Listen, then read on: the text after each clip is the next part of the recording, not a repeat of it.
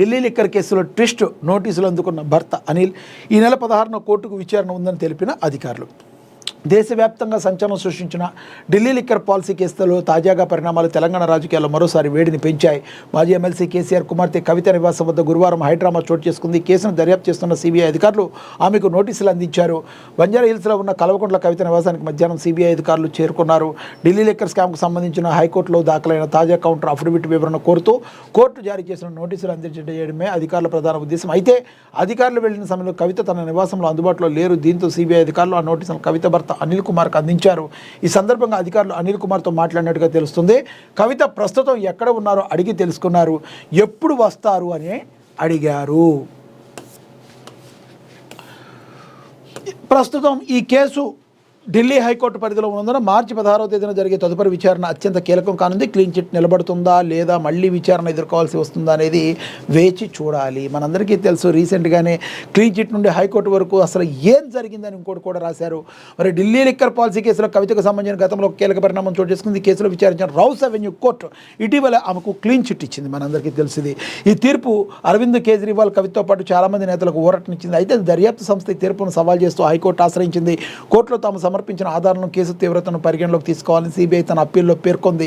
ఈ క్రమంలోనే దర్యాప్తు మరింత వేగవంతం చేసిన అధికారులు హైకోర్టు ఆదేశాల మేరకు తాజాగా నోటీసులు జారీ చేశారు. ఈ నోటీసులకు కవిత సిబిఐ అధికారులు ఇచ్చారు. ఇక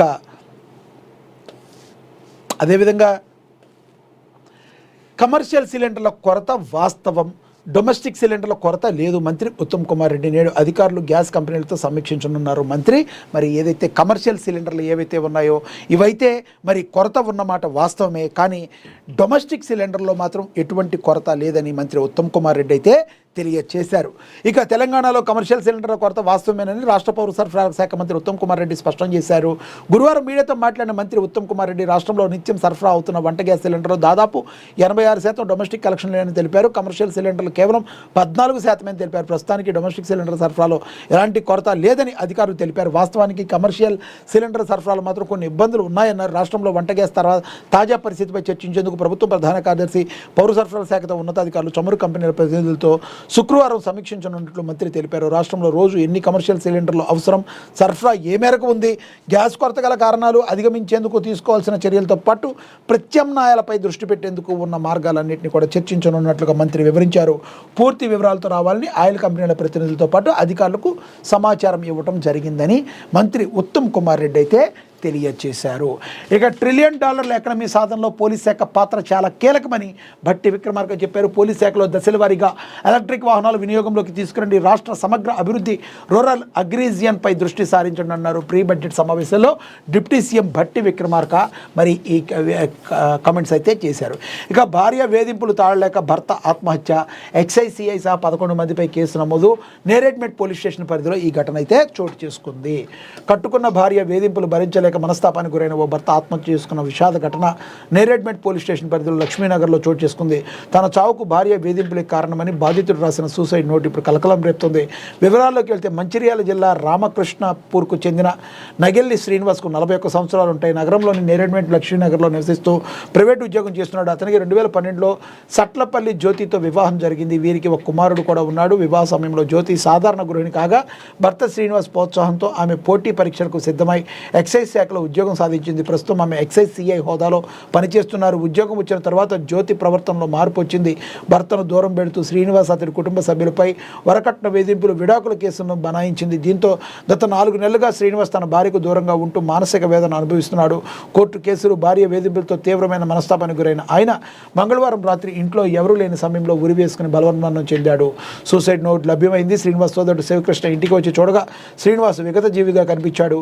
ఘటనా స్థలంలో పోలీసులకు ఒక సూసైడ్ నోట్ దొరికింది. అందులో నా భార్య పెట్టిన వేధింపులు, తప్పుడు కేసుల వల్లే నేను ఆత్మహత్య చేసుకుంటున్నానని శ్రీనివాస్ పేర్కొన్నట్టుగా తెలుస్తుంది. మృతుడు సోదరుడు శివకృష్ణ ఇచ్చిన ఫిర్యాదు మేరకు నేరేడ్మెట్ పోలీసులు కేసు నమోదు చేశారు.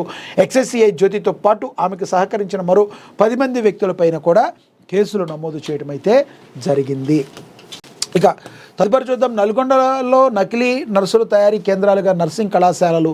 మరి ప్రైవేట్ నర్సింగ్ కళాశాలలో 70% విద్యార్థులు కాలేజీలకు గైర్హాజరు. అటెండెన్స్ క్లినికల్స్ లేకుండానే పరీక్షలకు హాజరు. శిక్షణ 0, విద్యార్థులకు విచ్చలవిడిగా సర్టిఫికేట్లు. క్లినికల్స్ లేవు, అటెండెన్స్ అక్కర్లేదు, డబ్బు ముడితే చాలు నిబంధనలకు తిలోదాకాలు ఇస్తున్న యాజమాన్యాలు అని కూడా ప్రచురించారు. ఇంత దౌర్భాగ్యమైన పరిస్థితి ఉందంటే మైండ్లో విషయం ఏమీ లేకపోతే రేపు పొద్దున ఏ రకంగా వాళ్ళు మరి ప్రజలకి వైద్య సేవలు అందిస్తారు? అంటే ప్రజలకి వైద్య సేవలు అందిస్తారా, వాళ్ళ ప్రాణాలు తీసేస్తారా? మరి ఎటువంటి గుజ్జు మైండ్లో లేకుండా, ఎటువంటి శిక్షణ లేకుండా వీళ్ళు ఈ రకంగా డబ్బుకు అమ్ముకుంటున్నారనేది మరి వీళ్ళకే తెలవాలి. ఇలాంటి వాళ్ళ మీద గవర్నమెంట్ సంబంధిత అధికారులు ఉక్కుపాదం మోపారి కటకటాల వెనక్కి పంపించాల్సిన అవసరం ఎంతైనా ఉంది. ఆసుపత్రిలో చేరిన రోగికి అమ్మలాగా పరిచర్యలు చేస్తూ ప్రాణాపాయ స్థితిలో ఉన్న వారికి ధైర్యాన్ని నింపే పవిత్రమైన నర్సింగ్ వృత్తి ఇప్పుడు నల్గొండ జిల్లాలో వ్యాపార వస్తువుగా మారిపోయింది. మానవతా దృక్పథంతో సాగాల్సిన ఈ వృత్తి విద్యను కొన్ని ప్రైవేట్ నర్సింగ్ కళాశాలలు కాసుల కక్కుర్తో నకిలీ నర్సుల తయారీ కేంద్రాలుగా మార్చేస్తున్నాయని ఆరోపణలు వ్యక్తమవుతున్నాయి. తరగతులకు హాజరు కాకపోయినా, ప్రాక్టికల్స్ ముట్టకపోయినా కేవలం అడిగినంత ఇచ్చుకుంటే చాలు చేతికి డిగ్రీ పట్టాలు వచ్చేస్తున్నాయి. మరి జిల్లా కేంద్రంలోని పలు ప్రైవేట్ నర్సింగ్ కళాశాలలో రికార్డులు 100 మంది విద్యార్థులు కనిపిస్తున్న తరగతి గదుల్లో మాత్రం ఆ సందడి కనిపించడం లేదని అయితే మరి రాశారు. ఇలాంటి వాళ్ళని మాత్రం ఎటువంటి పరిస్థితుల్లో ఊరుకోకూడదు. ఇక ప్రజాప్రతినిధులు, అధికారులు సమన్వయంతో పనిచేయాలని, అప్పుడే పేదల అభివృద్ధి సంక్షేమం సాధ్యమని మున్సిపల్ కౌన్సిలర్ల శిక్షణ కార్యక్రమంలో మంత్రి కోమటిరెడ్డి వెంకటరెడ్డి తెలిపారు. 10,400 కోట్లతో విజయవాడ హైవే విస్తరణ పనులను ప్రారంభించినట్లుగా తెలిపారు. ఇక ప్రజాపాలన ప్రగతి ప్రణాళికలో పారిశుద్ధ్య పనులు, పారిశుద్ధ్య కార్మికులకు